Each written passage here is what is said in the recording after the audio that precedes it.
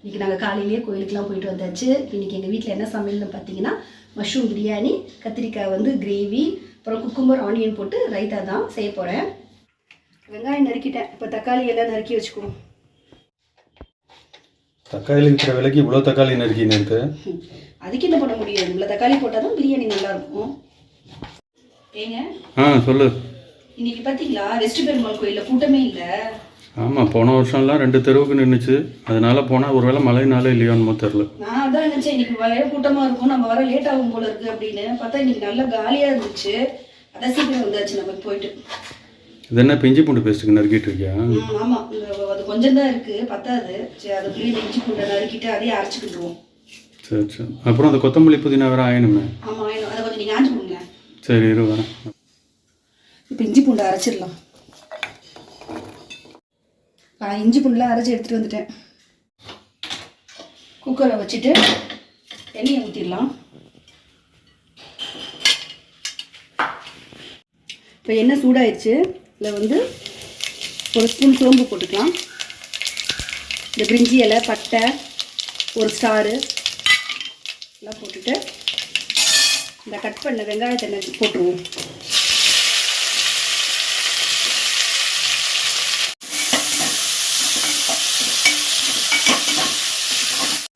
வெங்காயம் வதங்கிட்டு அதுக்குள்ளேயும் நம்ம வந்து இந்த கத்திரிக்காய் கிரேவிக்கு வேர்க்கடலை, வெள்ளை எள்ளு எல்லாத்தையும் வறுத்து எடுத்துக்குவோம். இப்போ வந்து வேர்க்கடலையை வறுத்து எடுத்துக்கலாம். இதில் கொஞ்சம் வெள்ளை எள்ளு சேர்த்துக்கலாம். இதையும் நல்லா வந்து வறுக்க வேண்டியதுதான். இந்த வெள்ளை எள்ளு வந்து கருகிராமல் பார்த்து இருக்கணும். அதை வெடிச்சோடனே நம்ம அமர்த்திட வேண்டியதுதான். இதில் இஞ்சி பூண்டு பேஸ்ட்டை போட்டுருவோம்.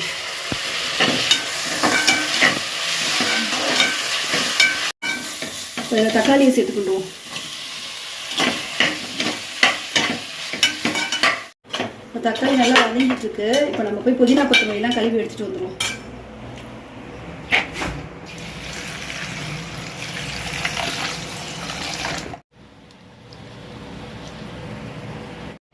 இந்த புதினா கொத்தமல்லியை போட்டுருவோம்.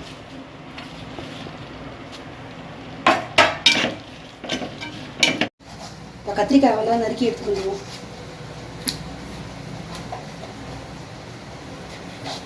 இப்போவும் கத்திரிக்காய் நறுக்கும் போது நடுவில் பூச்சி இருக்கான்னு பார்த்துக்கணும். இதில் கொஞ்சம் மஞ்சத்தூள் சேர்த்துக்கணும்.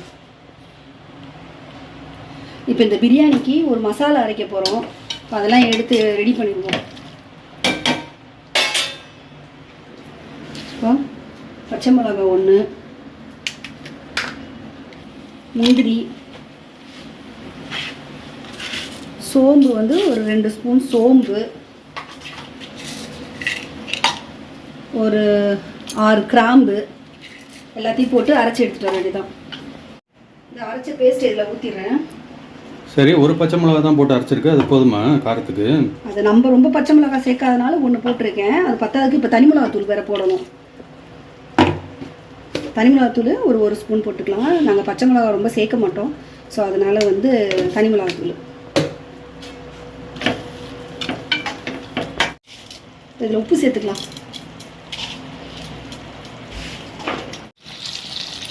மஷ்ரூமை நல்லா வாஷ் பண்ணிக்குவோம்.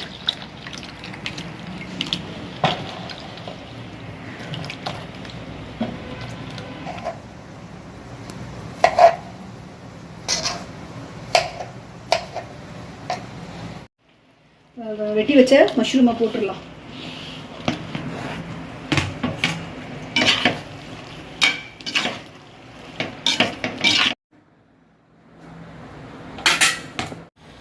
இப்போ கத்திரிக்காய் கிரேவிக்கு நல்லெண்ணெய் ஊற்றியாச்சு.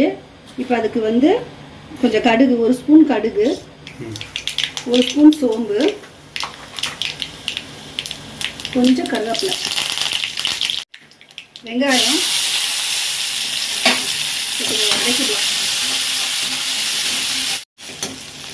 தக்காளி சேர்த்துக்கலாம்.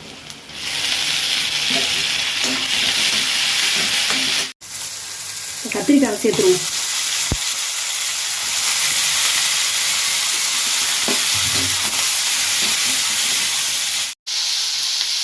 பாருங்கள், இதில் இஞ்சி பூண்டு பேஸ்ட் போடாமல் விட்டுட்டேன். சரி, இப்போ சேர்த்துக்குவோம். தண்ணி ஊற்றிடலாம்.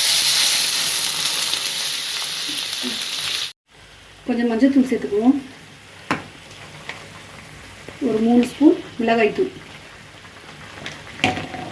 1 ஸ்பூன் தனியாத்தூள், உப்பு. அரிசியை சேர்த்துக்கலாம்.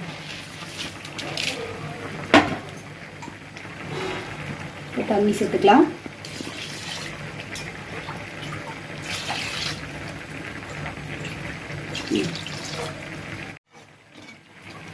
இப்போ நான் வந்து 1 உலக்கு அரிசிக்கு 2 கிளாஸ் தண்ணி ஊற்றிருக்கேன். இப்போ நான் 1.5 உலக்கு போட்டதுனால 3 கிளாஸ் தண்ணி சேர்த்துருக்கேன். மூடிடுவோம். இப்போ புளியை கரைச்சிட்டு இதில் கொஞ்சம் ஊற்றிக்கிடுவோம்.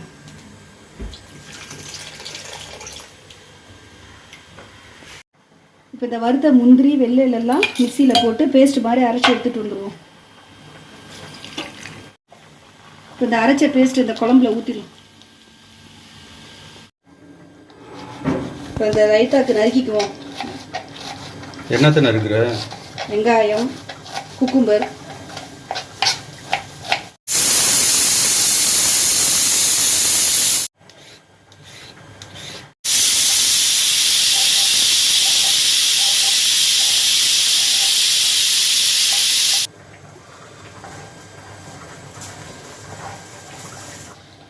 இதுக்கு தேவையான அளவு உப்பு போட்டுக்கலாம். தயிரை ஊற்றிக்குவோம்.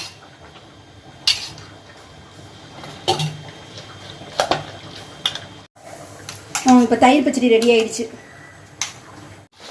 இப்போ கத்திரிக்காய் ரெடி ஆயிடுச்சு. இதில் கொத்தமல்லியை தூவிட்டு இறக்கிற வேண்டியதுதான். வாவ், இப்போ பாருங்கள் மஷ்ரூம் பிரியாணி சூப்பராக ரெடி ஆயிடுச்சு.